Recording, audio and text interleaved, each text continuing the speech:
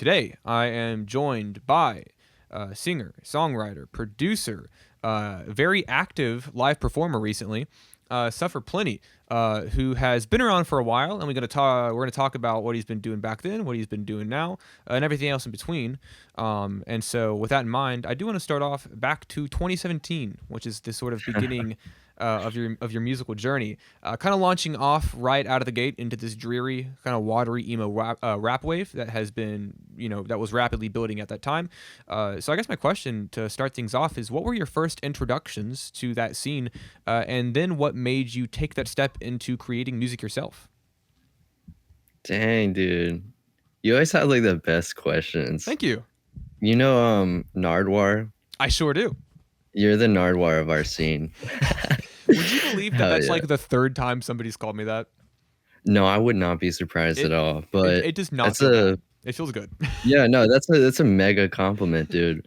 But yeah, I love that question, especially circling back to like the beginning basically. I think like the first thing that really introduced me to that kind of music was X. Cause like around the time that I had started making music, I had just started in with like regular rap. Like it was very like I don't know, like just traditional rap. It Right. wasn't until like I had found X and heard like it was around the time he dropped the 17 album, and that's when I was like, "Oh, okay, like we're allowed to talk about this." Like it's almost like I didn't know that we were allowed to like talk about that, but obviously Yeah. like it's music, you can talk about whatever you want to talk about. So I just really, really leaned into that. Yeah. And now, honestly, we're almost to year 8 of you publishing your work.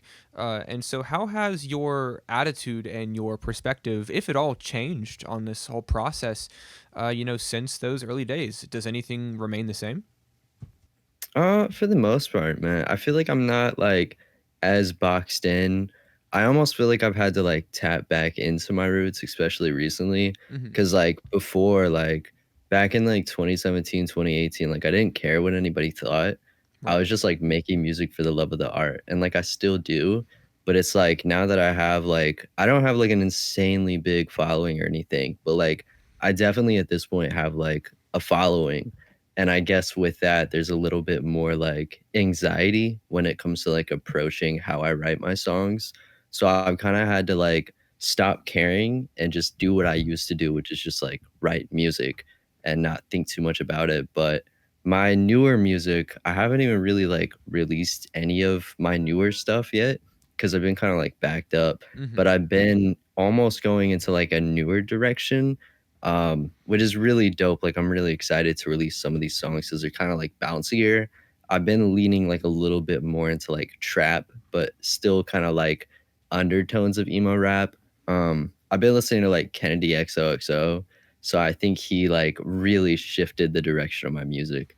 Yeah, kind of branching off of what you mentioned a minute ago, do you find it difficult to sort of like forego that social consideration? I think a lot of people share that experience where when they start out making music, they don't really even consider something like that. And then eventually over time, you realize that you've got more eyes on you than you once had.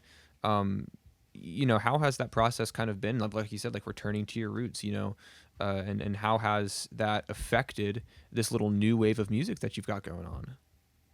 Yeah. It's hard, dude, honestly. And I'm sure that you know this yourself as well, Sure. being an artist, but it's like I have to do what I used to do, but at the same time I still have to kind of be like a band hammer on myself. Cause it's like if I released every single song that I wrote, there would be no like it's almost like filtering what Yeah. comes out. Like I write a bunch of songs and only a handful of those are actually gonna be released. So even though I'm still allowing myself to like write songs as much as I used to, I am having to kind of tell myself like, okay, this song is good, but it's not like the direction I'm trying to take my music. So I'm just gonna hold this one back and maybe just reserve it for myself. Cause like I do listen to my own songs, and like Yeah. I used to think that that was like a bad thing, but like you should be your number one fan. So Yeah, of I have course. like just songs that I sit on and like I'll just listen to and like keep them for myself, but they're not songs that I would like actually release because I had to like, especially this year, think really hard about like how I want to be perceived, what kind of music I want to make, what I want to be known for, and then also like with the having a following and like just like really the scene being kind of like oversaturated almost. There's like Right. a very big competition pool. Um, I have to like think about like which songs are going to perform the best. And like I don't release songs with the intent of it like performing well, but that is something that like has to be in the back of my mind. Sure, yeah. I mean, having that sort of social presence, kind of like you said, does act as a bit of a quality control, whether I suppose you want it to or not. Yeah. And on the topic of the content and the intention and direction of your work, I know that a lot of your music, especially your full length projects, commit to pretty developed concepts in the writing. I think This House Is Not a Home and With Friends Like These probably follow that philosophy most closely. So, how does telling these stories act as a catharsis for you and your sort of emotional regulation? And then also, what is the process of starting and developing a new album idea? What qualifies as like a good kind of story to tell? Yeah, that's a great question too. Dang man, I feel like my music, one thing about it is it just comes very, very naturally. Like music for me has always been like a form of therapy, and I'm sure for most people it is. So a lot of my albums and a lot of my songs are like me actually just like trying to process my shit. Sure. And it's the only place that I really have to do that. So a lot of it is just very, very honest. And for me, a lot of my albums are actually like closure, like especially the Thinna album that you mentioned, This House Is Not a Home. Hmm. I had like this huge, huge situation, and it's actually like still ongoing. I won't get too much into it because it's a huge, like very long story. But in short, the house that I was living in 2018 with my family, it had like some damages of sorts, and so we had to move out. And it kind of put us in a hotel for a really long time. So it's like around the time that had happened, I was just now like, "Hey, let me turn my phone off. I didn't expect this thing to be blowing Oh, you're up." good. You're good. Sorry. You're too popular for the interview. Yeah, for some reason, dude, everybody wants me right now. Um, but yeah, dude, around the time that all that stuff had happened, like moving into a hotel, moving out of the house, I was just now getting comfortable. Like I would say one song that I had just released before that happened was called Crying Wolf. And in that song, in comparison to like everything before it, you can hear that I like was putting a little bit more passion into my singing. And I was getting really, really comfortable on the mic, and that whole situation kind of like set me back because on top of that, like trying to record at a hotel, dude, I it's can not imagine easy. it's not fun. And I was like 15, 16 years old when I started music. So I think I was like almost 17 when we moved out. And I honestly like I didn't even move out of that hotel until I was like shit, I don't even know how old I was, but it was August 2022.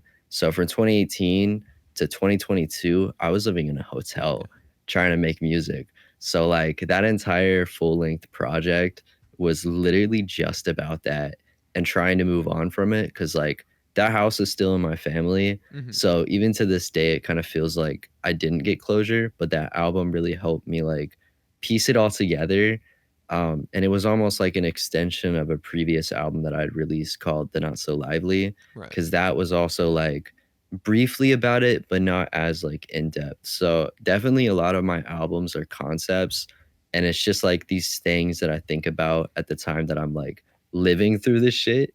So I'm very, very passionate about my work when it comes to my albums. And like, bro, honestly, like, I just write too many songs. So like even if I didn't want to release albums, like I kind of don't have a choice because like there's no way to just release like that many Yeah. songs. At that point, it It's is always more like let me functional too. compile it. Yeah, Yeah. exactly. Yeah. Yeah. And then shifting gears a little bit in a different direction, I know that for years, for a very long time, your major goal has been to get into live performances. And then also back in December of 2023, you posted a video reflecting on your goals of that year and then the year before that and kind of how you executed on them, what went the way you expected, what didn't. These goals, follow milestones, releasing albums, making YouTube videos, et cetera, et cetera, et cetera. Almost 2 years later, we're halfway through 2025. What new goals have you made, and what milestones have you hit since then that you're proud of? Dang, you're so good at this, man. I admire it so much. Ah, dang. Yeah, that's a crazy video, man. I almost didn't post that video, but I'm glad that I did because I feel like I made that video in hopes to like inspire other people to Hmm. set goals. because like I was inspired by a dude in the scene named Dementia. He's like affiliated with like Young Van and Cozy Boy, those types of people. And I think at first I was setting my goals like way too high, just because that's who I am. Like Yeah. I Shoot for just the go moon, baby. overkill. Yeah, that's what I do, even when it's not realistic. And I think that that's a good thing because, like, music in general, to a lot of people, it's not realistic. But a lot of those goals I didn't meet. And even nowadays, like, I'll set goals for myself and, like, I won't meet them, but at least I tried. Yeah. And at least with having goals, you kind of like set your mind to something and you can do it. It's that, like, determination. And at least, like, with failure, I feel like you learn a lot. So, right now, my goal is very much to just like keep doing shows now that I know how to do it. For a long time, I obviously didn't know how to do it, and Right. that was like a large part of my problem. I feel like that information was really gate kept, and I don't know why. I don't know if it was just like the way that I would approach people trying to like get information, or if I just wasn't ready yet, um, or like I just didn't know how to apply what people had told me. But it's not an easy thing to get into, in my opinion, Not unless at you all. know, like, the right people. But now that I have, like, the knowledge and the foundation, like, I just planned that entire LA show, and it did really well. Like, I wasn't expecting it to go so well. So, I mean, now it's really just up from here, and outside of that, just really trying to release music consistently. I struggled, like, dang, I keep saying like, but I struggled for a long time with my sound. I have a audio engineer now by the name of Nicholas Salas. He's helped me a lot elevate my sound. And for a long time, I really struggled with that. So I got backed up because like I was mixing my own vocals and really, really struggling with it. Like Yeah. I was not happy with the way that it sounded. And now that I've got his help, I feel like I'm sitting on so many songs, but everything just for me, I don't know what it is, but I always get backed up. And so I'm Yeah. just sitting on a mountain of content. And it's not that I haven't been releasing stuff. I have. It's just like not in the amount that I want to release. So definitely Yeah. just trying to release consistently and growing my following. Outside of that, really just like I feel like shows take up a lot of energy, so that is my primary focus, and outside of that, like, I don't even really think I have time to focus on anything else. Yeah. Well, I mean, since that's your primary focus, we can kind of branch off of that, because you have been hitting a good number of shows recently. You had the LA show, you got Baltimore, and then of course soon the upcoming Wish You Would Stay tour that you and I are sharing the stage for. So I guess Oh, we yeah. can Buy say, tickets. yeah, buy tickets right now. Do it right now. Link in description. I'll put it there. So I guess my question there, kind of, is what are your favorite parts of performing, and what songs do you tend to gravitate towards when putting together a set list? Dude, I think it's I think it's the fact that, like, when you write your songs, you're by yourself, and it's very raw and like intimate almost. Like Yeah. you're really putting yourself out there. Like when you release a song, you're already putting yourself out there, but when you're performing in front of an audience, you're allowing them to like perceive you.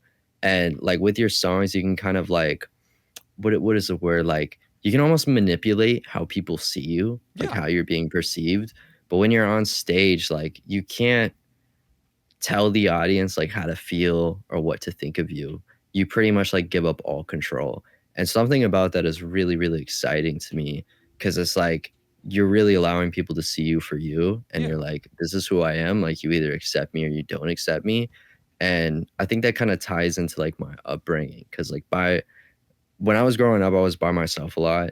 I didn't have a lot of friends. I didn't go outside. So when I perform and people accept me as I am, and then I'm performing those songs that I was alone when I wrote, and I'm performing them in front of other people and like really seeing like who is connecting with those songs, I think that that's like the biggest form of validation or acceptance. So I'm almost like addicted to that in a weird way. Like even No. at Yeah. open mics, it's so crazy you can be so vulnerable and people really relate to it. I mean, like I love watching live performances. I love live performing. I feel like for the longest time, bro, I thought that the only way I was gonna get into shows is if I got signed. And I was like, bro, if somebody signed me, for a lot of artists, it would be like hell if they did shows back to back to back. But for me, that would be a dream. Like I don't think I would get tired of it, even if my voice got tired of it. Like Yeah. I could get on stage every single night and I would just thrive. Like something about it is wow. Yeah. It's a crazy feeling. Well, like you said, Um, it's like exhilarating in a way to be that exposed. Yeah, for real. Yeah. It's incredible just knowing that people like see you for you and they still want to fuck with you. Yeah. And I guess as far as favorite songs to perform, obviously not having like a whole lot of show experience. In LA, I was kind of shocked when I performed a song off Thenna called Too Much Cash. Hmm. And the song is literally about being in California. So it felt right to perform it Yeah. in California. So when I did, I was so stoked that like a lot of people that were in the crowd who are already familiar with me, they were singing it back Yeah. to me. They were singing it with me, and that was such a crazy feeling. So Too Much Cash is definitely a song I'll probably continue. And then another song of mine that's kind of been getting popular recently is called Drugs in My System. I don't know what took over me. I think it was the Lil Peep inspiration. Cause like I said, like I love watching live performances. So I've almost studied this shit just by watching videos of people performing. And one thing that a lot of the artists that I listen to do when they're on stage is they like almost acapella it, or they'll come up with like other harmonies on stage. With Jars in My System, I ended up doing something on the spot. And I had like done rehearsals and everything at home. And in my head, I was like, even if I think of something, I'm not gonna do it. I'm not gonna do it because I don't know if it would be good or not. And when I was there, just all the energy in the room, I was like, fuck my own advice. I'm gonna do it. Yeah. And when I watched it back, I was like, dang, I looked so in my element. Like, I'm gonna have to keep performing that song for sure. Hell yeah, dude. And then sort of tangentially, because live shows are, it's not a one person ordeal going on. These even in the smallest shows, there's multiple moving parts, and you've got people putting time, effort, money, etc. into it. So sort of going off of that idea, in a recent conversation that you and I had, you had mentioned that you went about a year without really collaborating with anybody or taking in any sort of like direct outside influence on your work. And since then, you said that you've taken the effort to open up and be more collaborative in certain works. And so I guess my question for you here is how has that shifted your perspective on your work, and what are some of your favorite collaborations you've done? Great question, man. Yeah. So I had a lot of issues in the past with working with other people. I think a lot has changed for me over the course of even just like this year and last year alone. There was a lot of growth and a lot of obstacles as a result. Uh, and I kind of overcame it by shutting myself off, which is never a good direction to go. Like if you're facing a problem, it's not good. But it was familiar to me because of my upbringing. Like I noticed my childhood kind of haunting me a lot Hmm. in my adulthood because I'm kind of like challenging everything that I've ever known. Like everything that has to do with music, like going out of my house, going out of my way to like introduce myself to people at shows, like this is all super, super abnormal from like how I was when I was a kid. Um, so working with other people and having problems when I was doing it, of course, I was gonna like shut myself off. But I realized that like obviously that's not the way to go about it. That's not the way to grow. And when I did open myself back up, I was kind of shocked by like the amount of people who are interested in working with me. And based on the previous negative experiences I had, I kind of learned like how to operate differently to Hmm. avoid that and just really being honest with people. Like I know I've learned this. I've been told this so many times by numerous different therapists, but boundaries are so important. And That I they was are. like scared to set them, but now when I set boundaries with people, if they really fuck with me and they really want to work with me, I find that they respect those boundaries and that transparency, as hard as it is to be honest with other people about what you're feeling, a lot of the times it can help you like push forward. And kind of, winging into an answer for your other question is like I worked with Cult Moon, and they're really incredible. Like we met in LA, and it was like I've known them my whole life. There's a chemistry there that's actually insane. Like I genuinely miss them, and miss spending time with them. And we were only together for like 2 nights. And I would have never met them. I never would have linked with them. We would never would have performed together had we not collaborated on their song Flood the Hallways, Hmm. which is like the title track for their album that they just dropped. So it's like it's certain situations like that that like make me go like holy shit, like imagine if I would have like stuck to my guns and not like started working with people again. Because even I don't think the song is out yet. I'm pretty certain the song isn't out, but I worked with a dude named Lake. He goes by Lake Homie on Instagram, and he's actually opening for us in the PA show. And he's got this connection to a DJ, and this DJ is going to help us in PA and the VA show. So it's just like I met all these people from collaborating with them and talking to them. And this Yeah. would have never happened if I would have continued in that direction. Like I would have stunted my growth, and I would have stunted myself of so many dope opportunities. So I don't know what was wrong with me. I think I just needed room to like calm down and breathe. Cause for a long time, like, dude, I don't think I've told anybody this. And that's crazy because like me and Joan have talked about it so much, but I almost quit music last year. Really? I was ready to throw it all away. For people who know me, they might have noticed that like all my Instagram posts were gone. Like I seriously I took down the majority of my Instagram posts. I wasn't posting for a while. I think I went maybe like 2 months without posting a single thing.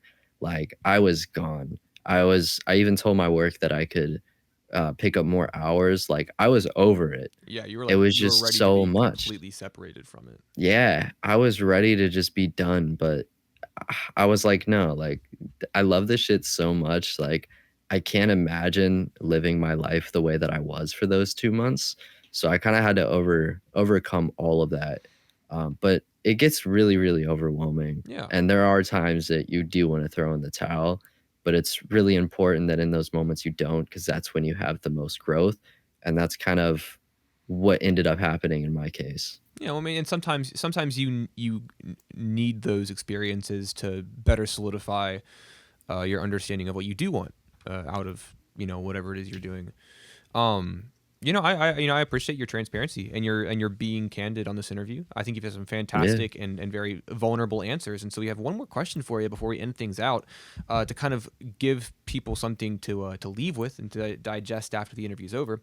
Being that when you take a step back and we look at this timeline of work, we look at how drastically your living situation changed. We look at you temporarily and potentially forever quitting music. We look at the albums you've put out. We look at the YouTube videos you've made.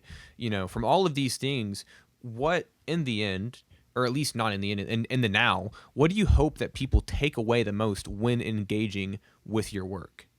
I guess that anything is possible. Like, I know that sounds so cliche to say, but, like, it's totally random, but I have a song right now, it's not out yet, but it's called "Don't Kill My Spirit," Sure. and it's pretty much about the concept of, like, everybody shooting me down in my day-to-day life, and that these drastic dreams and ambitions I have are so, like, unrealistic that nobody in my everyday life can wrap their heads around it. So it's just kinda like, I think, ah, people wanna paint a narrative of you, and they're not the artist, you know what I mean? It's Yeah. not their canvas, it's not their life. So it's really important to just do whatever feels right for you. And like if there's a dream that you're chasing, there's something that you want and everybody keeps like shooting you down, just keep like doing whatever feels right for you regardless of what those other people say. Cause I really had to like build a wall around myself in order to find the answers that I was looking for. But in doing that, like I said, like I grew a lot as a person. So I would hope that other people, whether you're an artist or whether you're just like a person living your life, like just keep fucking going because you never know what can happen. And no matter what it is, if it's music, if it's like, I don't know, if you want to be a doctor or some shit, like there's gonna be people who are gonna sit there and tell you no, but it's up to you to like not necessarily prove them wrong, but like prove yourself right. Prove to yourself that you can do it. All right. I think that's a great message to end the interview on. Resounding and deep. Thank you so much for your time. Yeah, of course, man. Thank you so much for having me. Of I've done course. so many interviews with people, dude, and like none of them have come out. So I'm so over None of the them have moon to come work with out. somebody. Yeah, dude, they just like wasted my time. Well, this will But I'm be so stoked. your inaugural interview then. Yeah, I really hope this ends finally, up right. bro. All right.